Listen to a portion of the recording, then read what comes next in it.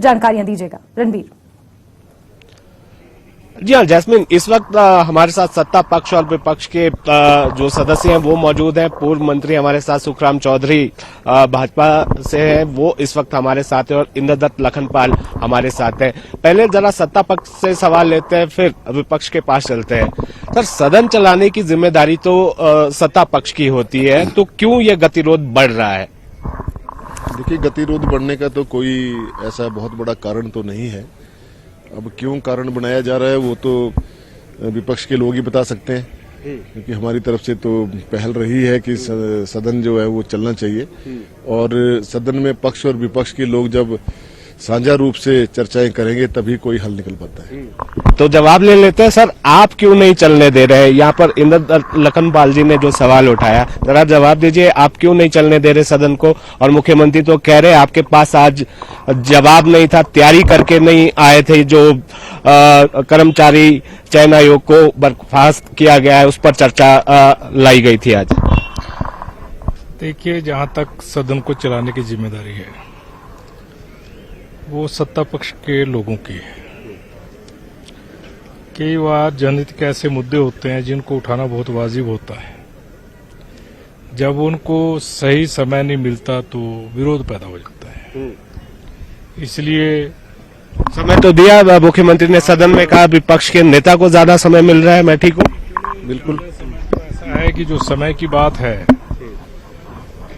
विपक्ष के साथ ही सदन चलता है। विपक्ष और सत्ता पक्ष इकट्ठे होकर ही सदन को चलाते हैं, परंतु कई मुद्दे ऐसे होते हैं जो फ्लोर ऑफ दी विधानसभा भी जिनका डिस्कशन बहुत जरूरी है और कई बार हम कई चीजों को ओवररूल करके जब हम सदन को चलाना चाहते हैं। सत्ता पक्ष ने कहा जो नगर निगम संशोधन विधेयक लाया गया था, जब बिल लाया गया था तब तो आप सदन छोड़कर चले गए, तब किसी ने जो है चर्चा नहीं मांगी। उस बिल का क्या औचित्य है? आपने रोस्टर लागू कर दिया, रिजर्वेशन लागू कर दी, चुनाव की डेट डिसाइड कर दी, 13 से 17-18 को नॉमिनेशन, 2 तारीख को वोटे, 4 तारीख को रिजल्ट निकलना है, उसके बाद लाने के क्या औचित्य रहेगी? जवाब दे देते हैं। सर, क्या औचित्य है ये पूछ रहे हैं कि जब सब कुछ डिसाइड हो गया? देखिए, सरकार के अंदर एक अधिकार होता है, जब ऑर्डिनेंस के माध्यम से जब कोई काम किया जाता है तो उसको बिल के रूप में परिवर्तित किया जाता है। तो वही सरकार ने किया है, इसमें कोई ऐसा हल्ला करने की कोई जरूरत नहीं थी जहां तक मैं समझता हूं। और ऐसे कई बार हुआ है, कोई पहली मर्तबा नहीं हुआ है, कई बार हुआ है। जैसे अभी आज विपक्ष के लोग हैं, ये भी सत्ता में रहे हैं, इन्होंने भी अपने समय में कई बार ऐसे ऑर्डिनेंस लाकर फिर उसको सदन में लाके उसको पास कराया। तो ऐसा तो इसमें कोई बहुत बड़ा हो हल्ला करने की जरूरत नहीं थी। और जहां तक समय देने की बात है, मुख्यमंत्री ने इंटरवीन करते हुए अध्यक्ष महोदय से स्वयं उन्होंने आग्रह किया कि आप जो हमारे विपक्ष के नेता हैं उनको बोलने दीजिए। नहीं, आपने कोशिश की, जब ये सवाल उठा रहे हैं कि बिल पर चर्चा होनी चाहिए थी, आपकी तरफ से जो संसदीय कार्य मंत्री उनको जाना चाहिए था, विपक्ष से बात करनी चाहिए थी कि भाई बहुत महत्वपूर्ण बिल है, कुछ विधेयक है, कुछ संशोधन है, उस पर चर्चा जरूरी है, तो विपक्ष का होना भी जरूरी था। पहल तो सत्ता पक्ष को भी करनी चाहिए। संसदीय कार्य मंत्री तो गए होंगे, ऐसा तो हो नहीं सकता कि ना गए हों। और संसदीय कार्य मंत्री का अपना अधिकार होता है, अपना अधिकार क्षेत्र होता है, और मैं समझता हूं कि वो सुबह गए होंगे। इतना मुझे इसकी जानकारी नहीं है कि वो इनके पास गए कि नहीं गए, लेकिन जहां तक रूटीन का जो एक कार्य होता है उसमें मुख्य संसदीय जो कार्य मंत्री होते हैं वो अवश्य जाते हैं विपक्ष के नेता के पास और जो सदन को चलाने के लिए आग्रह करते हैं। हम लोग भी विपक्ष में रहे तो कई बार ऐसा टकराव हो जाता था और उसमें फिर संसदीय कार्य मंत्री आकर आग्रह करते थे कि भी सदन को चलने दें, तो ये तो चलता रहता है। लेकिन सदन के अंदर कई बार ऐसा माहौल तनावपूर्ण हो जाता है कि उसमें फिर विपक्ष के लोग वॉकआउट कर जाते हैं। सर, आज आपने वॉकआउट किया, ठीक है, आपने प्रोटेस्ट अपना दर्ज कराया है, लेकिन जो महत्वपूर्ण चर्चा आज होनी चाहिए थी, पिछले कल जो हुआ, पिछले कल भी आप सदन में लौटे नहीं, अब क्या सदन में लौटेंगे?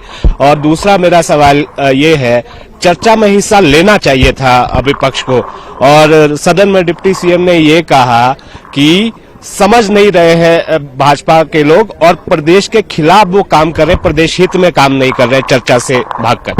देखिए, ऐसा है, जहां तक कल का विषय है,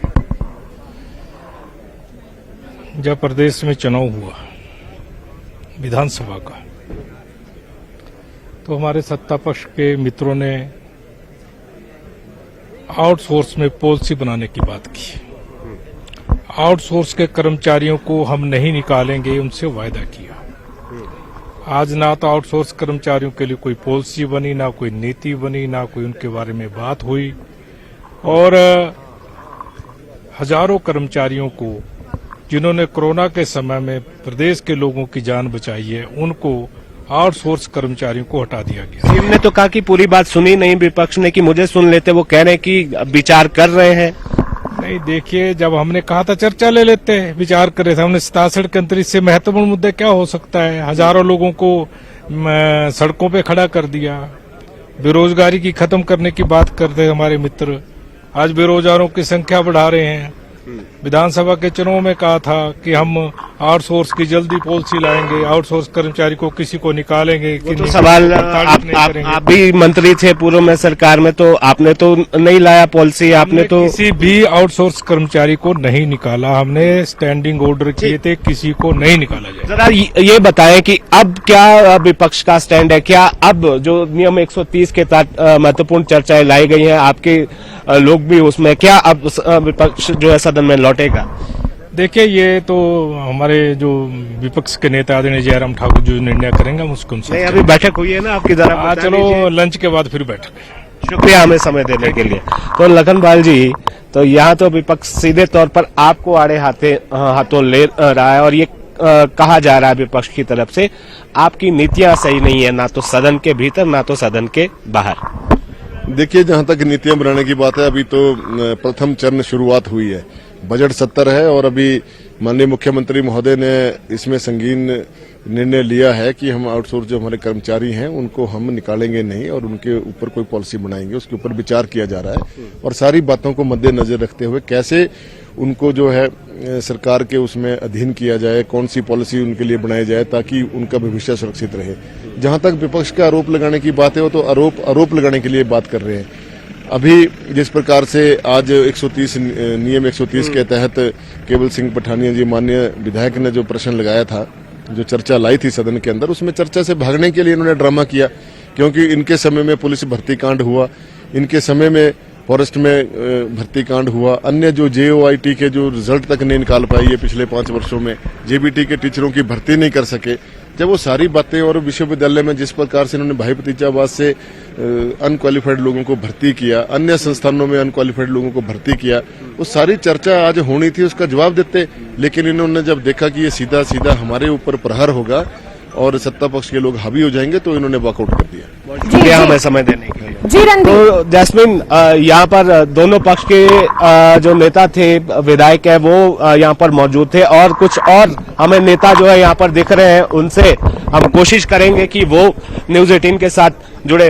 पूर्व मंत्री विक्रम ठाकुर हमें यहाँ पर नजर आ रहे हैं, उनसे बातचीत करते हैं। सर आप लाइव है इस वक्त, आपको बता दें, ये सत्ता पक्ष की तरफ से कहा जा रहा है, मुख्यमंत्री ये कह रहे हैं कि आप चर्चा से भाग रहे हैं, आप तैयारी करके नहीं आए थे जो नियम 130 के तहत अभी चर्चा चल रही है सदन में। यहाँ कौन से IAS के एग्जाम की तैयारी कर रही है? ये तो सारी चीजें जो मुख्यमंत्री को पता नहीं है ना, कुछ भी इधर राउजर साइड। हाँ, इसलिए इसमें कोई तैयारी वाला विषय नहीं है। सारी चीजों की तैयारी की जाती है और हम तैयार होके आते हैं, लेकिन हमें ये पता होता है कि आज हमने बोलना है या प्रोटेस्ट करना है। बाकी अगर मुख्यमंत्री को इतना अपने आप पे घमंड है कि मेरे को बड़ी ज्यादा तैयारी करनी आती है, तो ये आ जाए, कोई कंपटीशन कर ले हमारे साथ। नहीं, वो तो सदन के भीतर उन्होंने कहा कि जब बिल आया था नगर निगम संशोधन के, तब तो किसी ने ना पॉइंट ऑफ ऑर्डर मांगा ना चर्चा में हिस्सा लिया। 67 के बाद दोबारा सदन में नहीं जाते, उनको पता होना चाहिए इस बात का। और वो खुद सदन में कितना रह रहे हैं, उनको तो सूरत से आने का समय नहीं है। एक मुख्यमंत्री के नाते संवैधानिक पद पे होने के बावजूद वो कैसे व्यक्ति के साथ कहां जा रहे हैं, उनको इन बातों की तरफ ध्यान देना चाहिए। तो अब क्या बैठक हुई है? अब जाएंगे फिर से आप? देखते हैं, अभी डिसाइड करेंगे ऊपर जाकर। बता दीजिए, बैठक तो हुई है आपकी? नहीं, अभी जाएंगे, गया नहीं मैं। अभी जा रहा हूँ। थैंक यू, शुक्रिया। जी, तो जी जैस्मिन रणदीप।